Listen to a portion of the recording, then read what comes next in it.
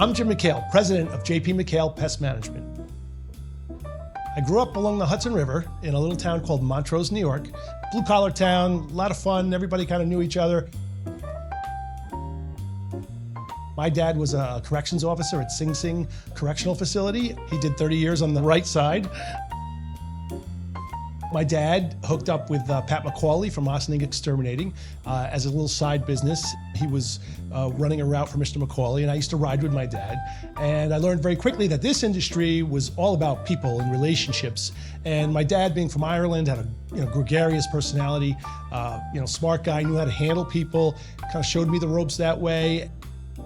I learned very quickly that this could be a real fun business. So that's why I pursued my degree in entomology at Cornell University.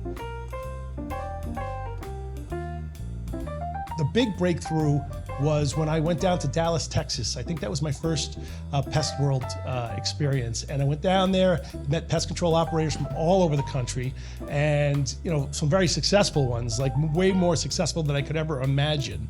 PCT magazine had a photo of Al Berger from Bugs Burger's Bug Killer on the cover in his Miami home in his lounge chair. And I was like, I want to be like this guy. I had aspirations to, take this thing, throughout the entire county in Westchester, especially southern Westchester, where there's a tremendous amount of disposable income. I wanted to go into New York City, southern Connecticut, northern New Jersey. I'll never forget when I sold my first job in Rockland County, and he was like, "That's across the bridge. There's tolls." I was like, "Yeah, we could charge for all that. We could do this." So. I liked a lot of the big, large estates in Greenwich where we had property managers. We did a lot of celebrity homes, politicians, athletes, where they would have property managers. And I loved the property manager business because they had connections to 20, 30 properties. That was exciting to me, getting out there and making things happen.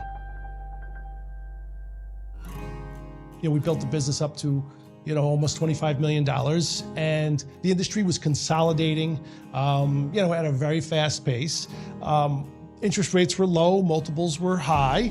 I sat down with my brothers, who we all have children, and we decided, all right, do we want to have a third generation take over here? I mean, first generation to second generation is 50% success rate. Second to third, the numbers drop significantly. I've known Paul Giannamore for over, 15, 20 years. He understands the marketplace, he understands the industry, he understands finance. With two partners, at some point in the deal, you have competing interests. This is where Paul really had value. My brothers would say things that they probably wouldn't say to me, they'll say it to him, so that we could get everything out on the table and open. And, again, Paul's very strategic, a good critical thinker, a problem solver. So it was good that, he was there to sort of buffer all that. Now I have the resources to do M&A and all the things I wanted to do. My vision and concepts that I've tried to push through for years, we're actually executing on now because we have people. So now I have a leadership team. We've built up an infrastructure.